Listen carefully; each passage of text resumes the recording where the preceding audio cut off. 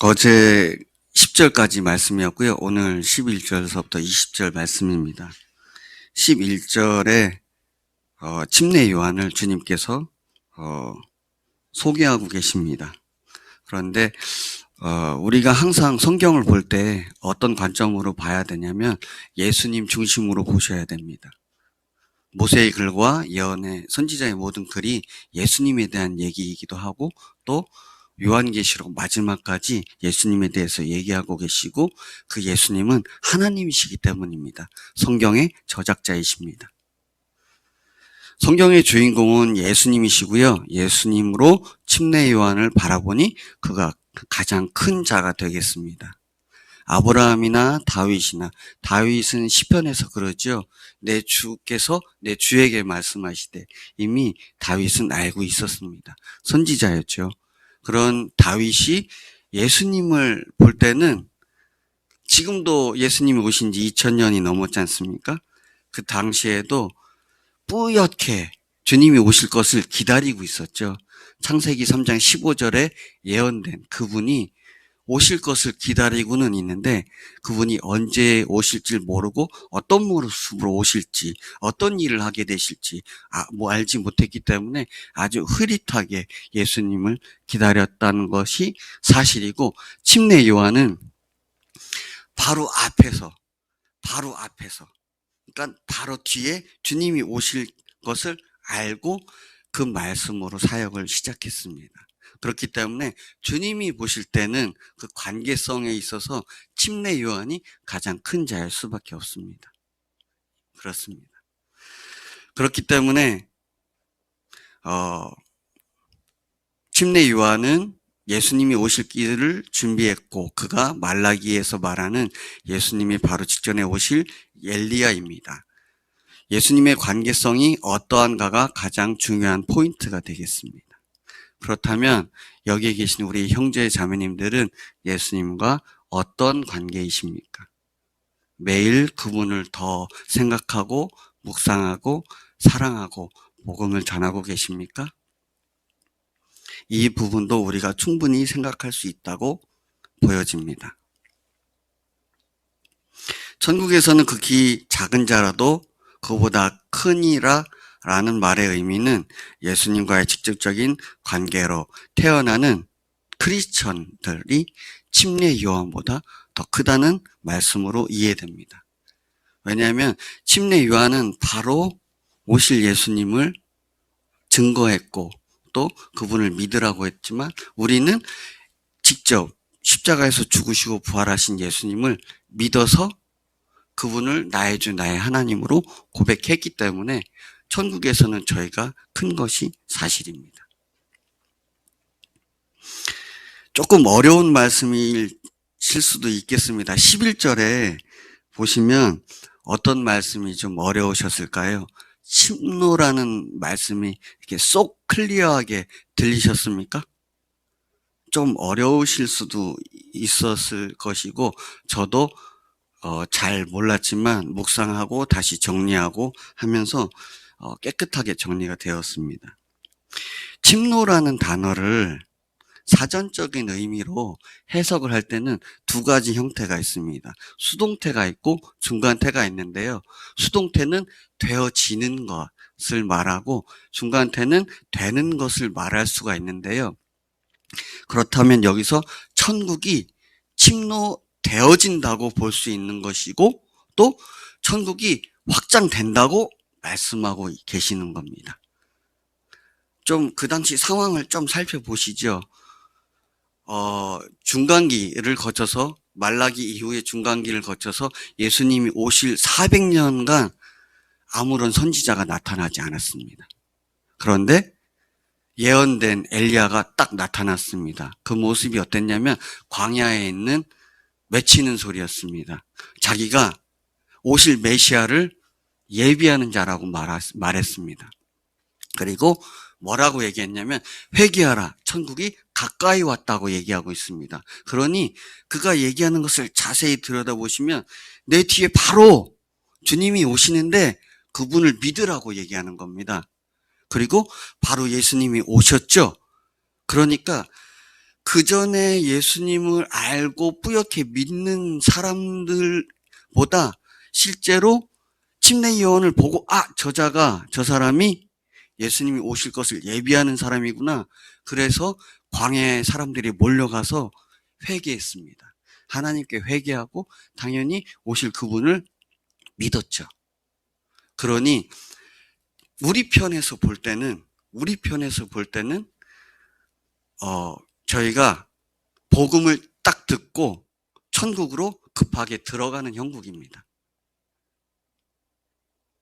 또 어떻게 보면 주님 편에서 보시면은 천국이 갑자기 확장되어지는 거죠. 갑자기 복음을 듣고 예수님을 믿는 사람들이 늘어나는 겁니다. 그러니 침노를 당하는 표현이 이해가 좀 되실 거라고 생각이 됩니다.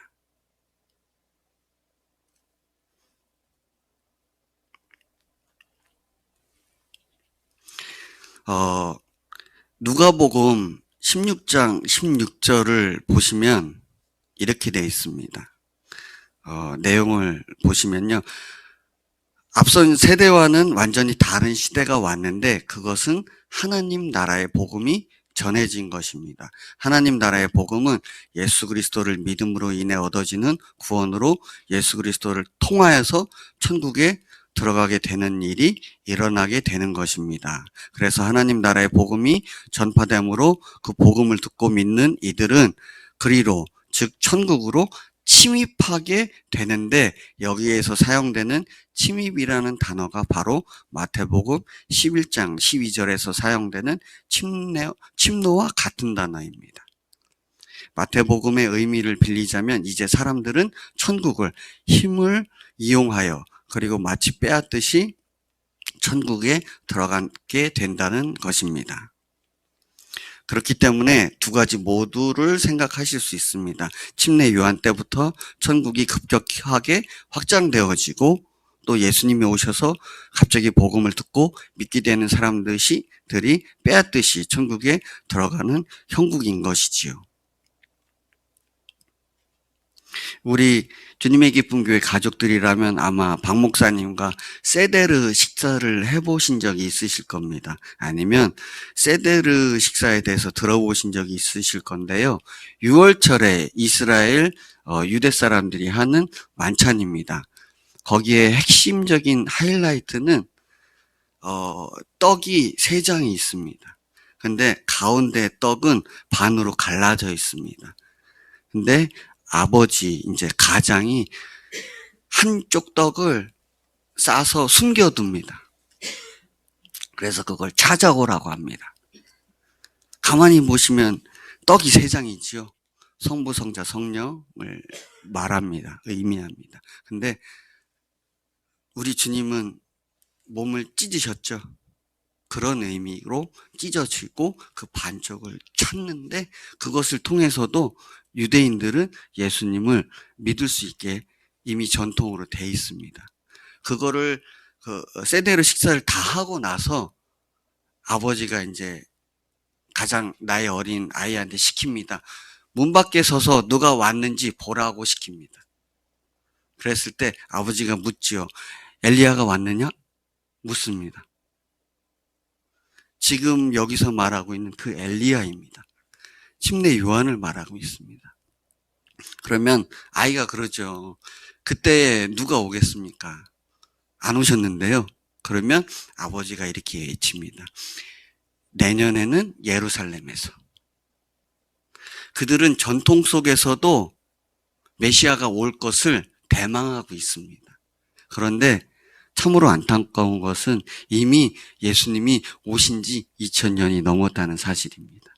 그 복음을 듣고 지금도 전 세계에서 예수님을 하나님으로 나의 주인으로 믿는 우리 형제 자매님들이 급격하게 늘어나고 있습니다.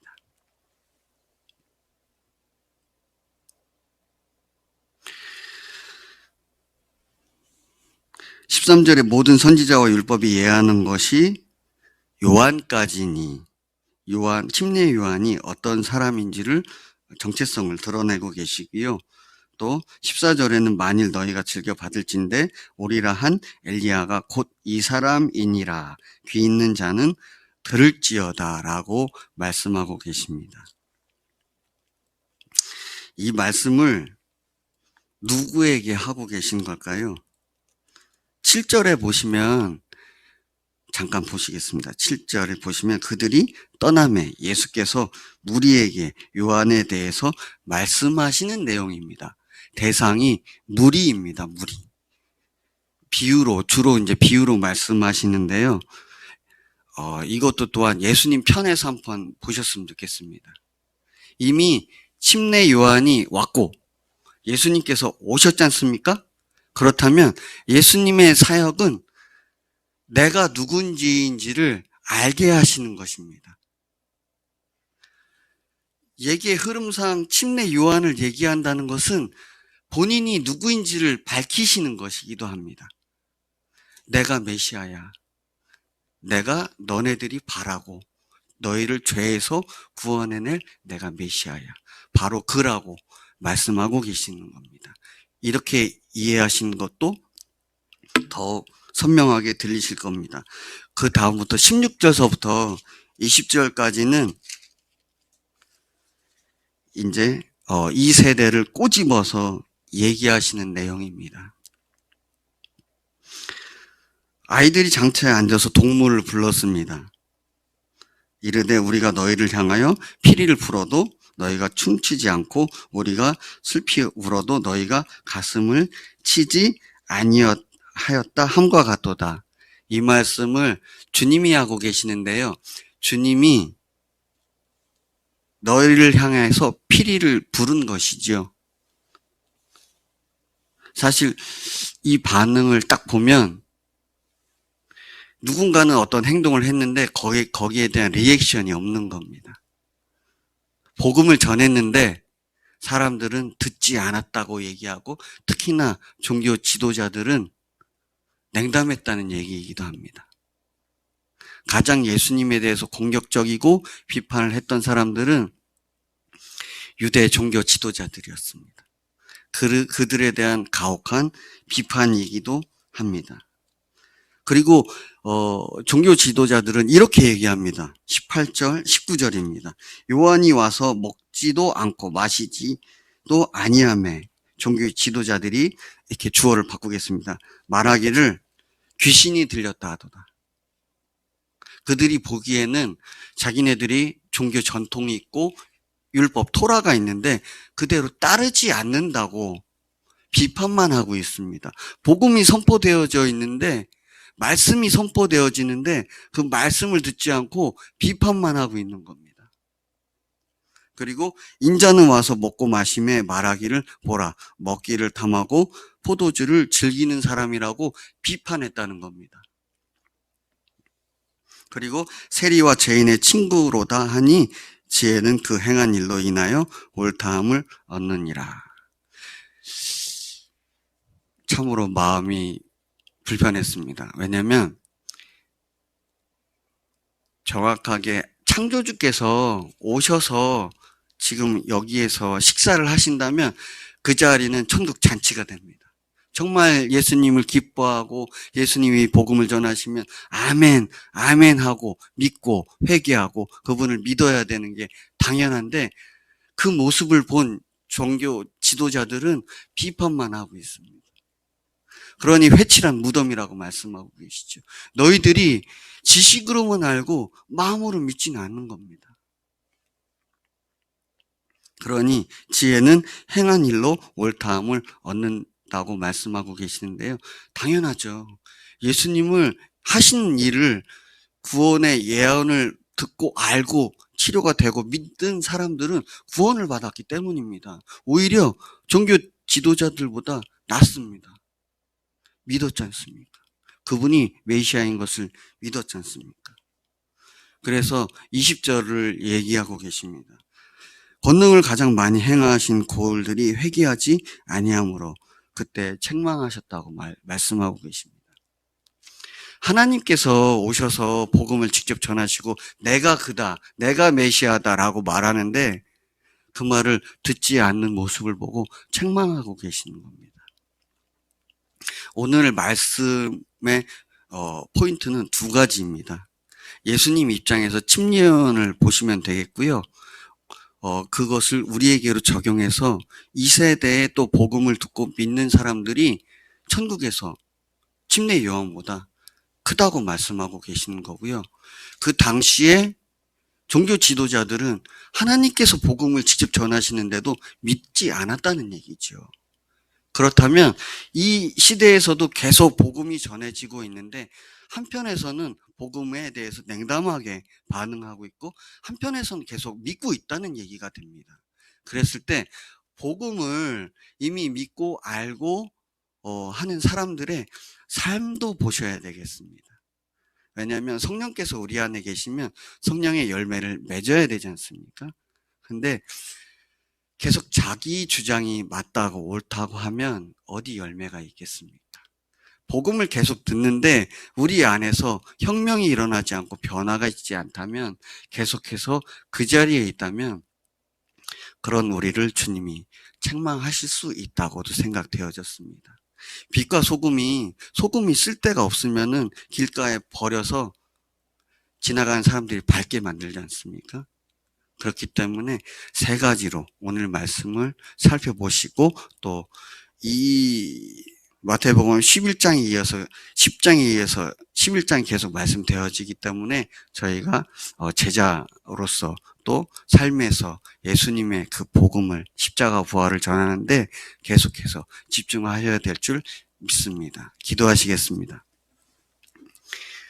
하나님 아버지 감사합니다. 정말 때가 악하고 음란한 이 세대입니다. 주님께서 직접 말씀하셨습니다. 선지자 요나의 표적 밖에는 없다고 하셨습니다. 십자가에서 죽으시고 부활하신 예수님이 나의 주, 나의 하나님이십니다. 이 복음을 듣고 믿고 또한 예수님을 믿고 온전히 아버지께로 돌아오는 그 형제 자매님들이 더욱더 늘어나길 바라며 우리가 또한 삶에서 겸손하게 아버지 하나님 앞에 엎드려 아버지 하나님의 말씀에 순종하고 주 예수 그리스도를 믿는 믿음이 더 성장하며 복음을 전할 때 열매가 있기를 바라고 원합니다. 성령 하나님, 오늘도 우리를 사용하여 주옵소서. 때가 정말로 악하고 주님 오실 때가 가까웠습니다. 인도에서 또 선교하시는 우리 목사님과 일행들을 건강을 지켜주시고 그들이 정말 담대하게 우리 주 예수 그리스도의 복음을 능력으로 선포하며 함께 간증하는 그 일이 끝까지 잘 마무리되게 하여 주실 줄 믿습니다. 감사드리며 예수님의 이름으로 기도드렸습니다. 아멘.